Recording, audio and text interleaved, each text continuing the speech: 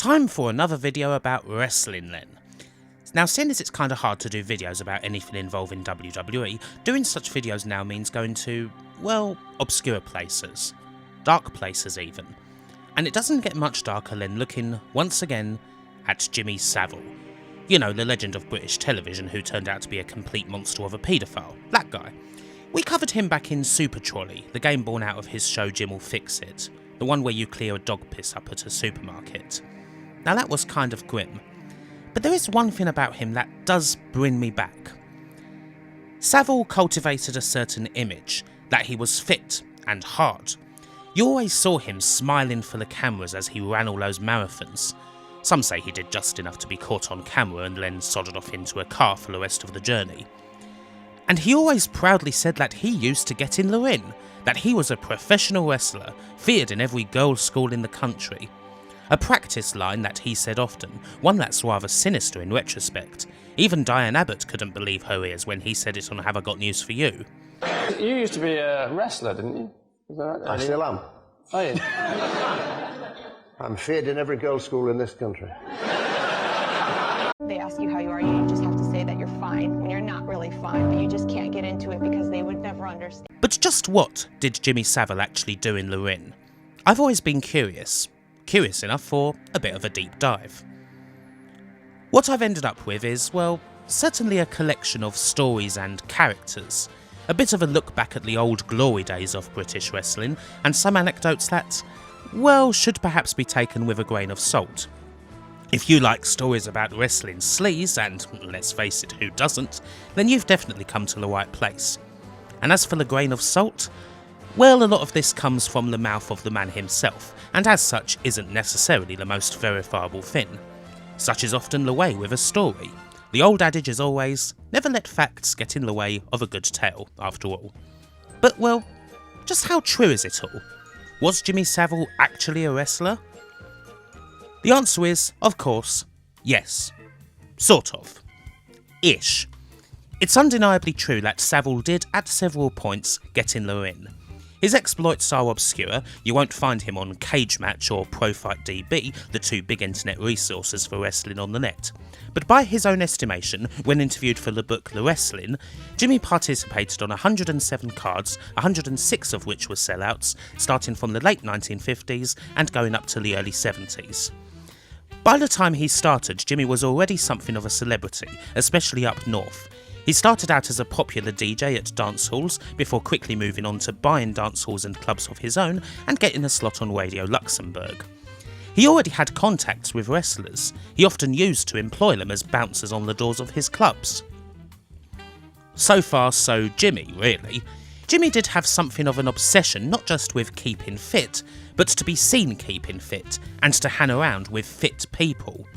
There are stories of him taking some of his hanger-ons on lengthy 3am ones. He'd always try to be around fit folk, wrestlers, sportsmen, footballers, runners, all sorts. And when he got the chance, he would get involved. The chance came courtesy of the man who owned the nightclub opposite his in Manchester, a red-bearded giant named Man Mountain Bill Benny. Back in the day, Benny, an 18-stone powerhouse, was quite the fearsome presence in the ring, although by this time he'd largely moved away from active competition. He was now a nightclub impresario. As the story goes, Benny asked Savile to referee a bout that would benefit the family of a recently deceased grappler. Savile refused, and Benny called him a miserable bastard, before Savile insisted that he didn't want to referee, he wanted to fight. Now, Bill Benny himself is a quite interesting figure. A popular man in the early 60s, he actually passed away suddenly in 1963 at the age of 44. After a bout, he and his partner had went on to a cabaret, and then he went back to a flat in Rusholme with a girl to continue the evening. Bill Benny would then die of a massive heart attack while being filleted. When his body was found the next morning, the girl was still there. She was trapped underneath his huge frame. And guess who visited Benny's flat only hours after he was found? Yeah, of course he did.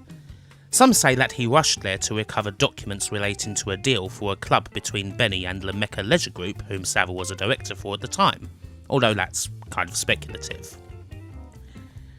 Anyway, so began 6 weeks of training at a local gym.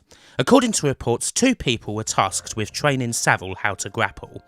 The first was Bert Jacobs, a legit amateur wrestling trainer who would later go on to coach Great Britain's wrestling team at the 1964 Tokyo Olympics. The second is a man who's well worth going on another tangent for, Les Kellett. Kellett is a legendary name in British wrestling, an immensely popular name for decades in the sport and undoubtedly one of the toughest to boot. Kellett, who didn't start wrestling regularly until his 40s, was a pig farmer from Bradford. Most of his matches are rather comedy-ish, based around humiliating the heels he was facing, and the crowd loved it. Back in the 60s, when British wrestling was so popular that even the Queen was a noted fan, he was one of the biggest stars. Folks like Colt Cabana have cited him as a major inspiration. The man himself? Hoo boy. Tough as old boots. He may not look like a traditional wrestler, but even the heavyweights were scared of him. He had something of a sadistic side and could be pretty stiff in the ring, hitting people for real just for the fun of it. And when someone gave it to him back, well, he'd just smile. There is one particularly gruesome story about Kellett that has gone into legend. Les's hand had been bitten by a pig on his farm and the wound had become infected. His hand quite literally ballooned up before a match. Les decided he couldn't exactly go out and wrestle with his hand in this condition, so he put his hand on the floor and told one of the younger wrestlers to either stamp on it or he'd stamp him.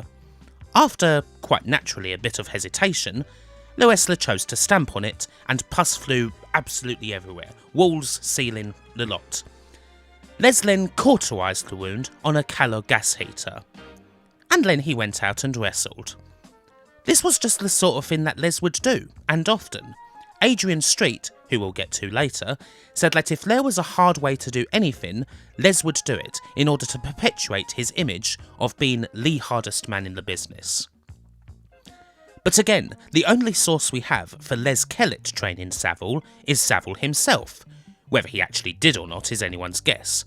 But Savile loved to be associated with people like him, the hard men, much like the wrestlers he'd often employ in the doors of his clubs. So it's little wonder that he'd associate himself, or try to associate himself, with someone like Les Kellett. Anyway, after training he would go in the ring with one of his frequent opponents, Gentleman Jim Lewis, the British welterweight champion at the time. He'd get beaten up a bit, breaking a toe in the process, and would ultimately lose a 7-round contest by 2 falls to 1. And so, that's how it started. Savile's wrestling usually took place in the Yorkshire area. Not much footage survives of it, but he would usually be jobbing around Yorkshire, Scotland, Redcar and all that, proudly claiming that he lost his first 35 matches. Still, his name on the card would sell tickets, as would the name of Harvey Smith, a popular show jumper who also moonlighted as a wrestler simply because he loved the sport so much. There's also the almighty actor Brian Glover, who wrestled as Leon Harris. Although he was a wrestler before acting, he often had bouts after making his name in films and TV. What, you think celebrities participating in wrestling is just a WWE thing? No. Savile's status meant that he would team with and against the big stars of the day, people like Mick McManus, Steve Logan, Sid Cooper.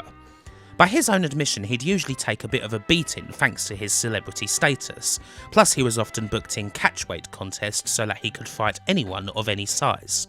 In the wrestling, he tells something of a cringy story where one time, after a bout, he had to go to the Salford Royal Hospital because his bollocks had been kicked up his body.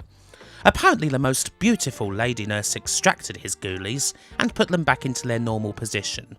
And then he took her out for dinner afterwards. Ew. People, though, were actually generally complimentary of Savile's wrestling exploits. Max Crabtree, one of the top promoters of the day, said that he didn't have much talent nor physical attributes, but he was game and willing to do anything in the ring. You may actually be surprised to know that, especially early on, Jimmy Savile was actually booked as a heel. He worked as a Hollywood rock-style celeb who was arrogant and who the crowd wanted to see get beaten up. His most frequent tag partner was arguably the most popular worker of the decade, Mr. TV Jackie Pallo, and even he would have cause to throw Savile about on occasion. Alas, for whatever reason, none of his matches ever made it to TV or survived. In any case, by the time they stopped wiping tapes as a matter of course, he was done with the business, There's one man who takes credit for putting an end to Savile's wrestling exploits, the exotic one, Adrian Street. Street was a hugely overheel, your parents' worst nightmare come alive, who'd come into Lorraine all glammed up, feather boas and flowery tights, ridiculous makeup, even more ridiculously made up manager, the lot. Americans may well know Street from his exploits in Ron Fuller's Continental Championship Wrestling. By all measures, he had a very successful career.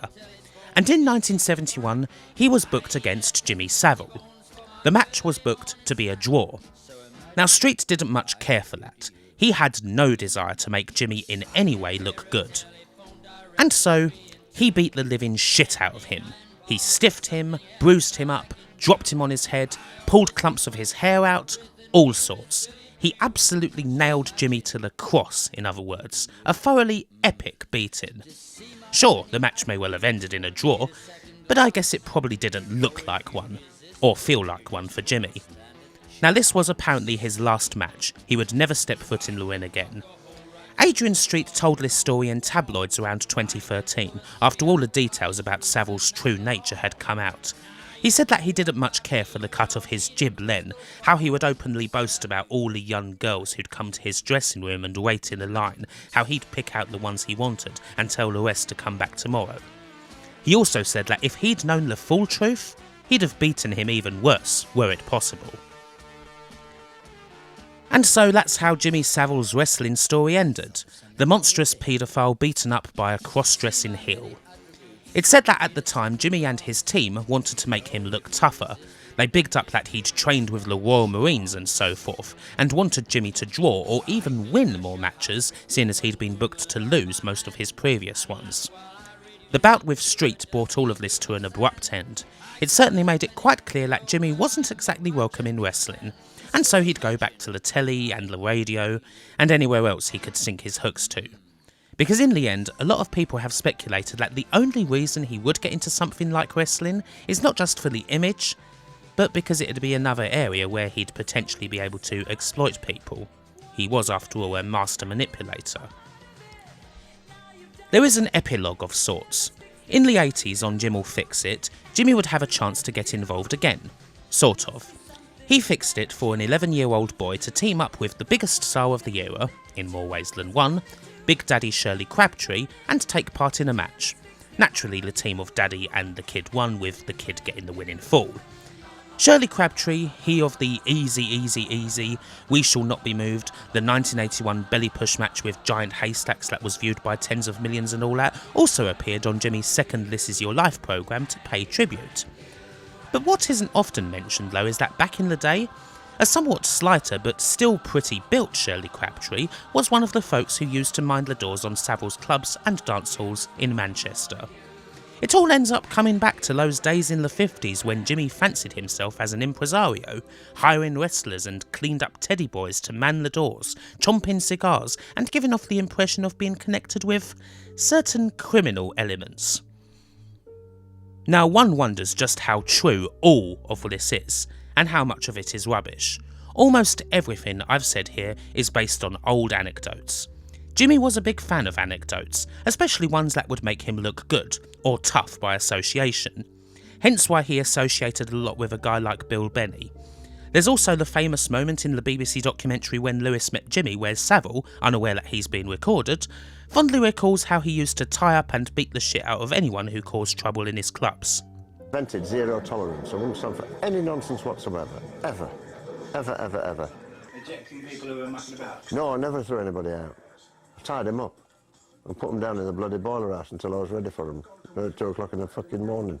They plead to get out. Nobody ever got slung out of my place.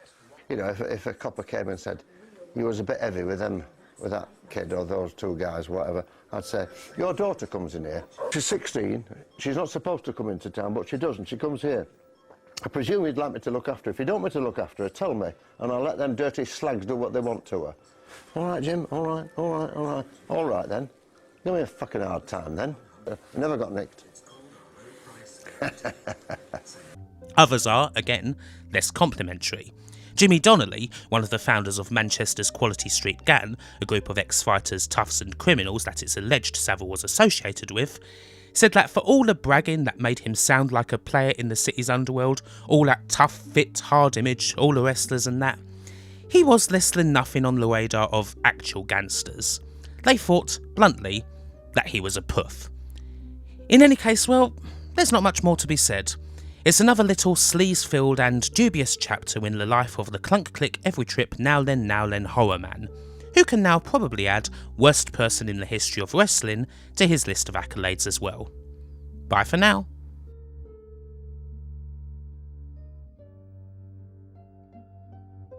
Thank you for watching this video.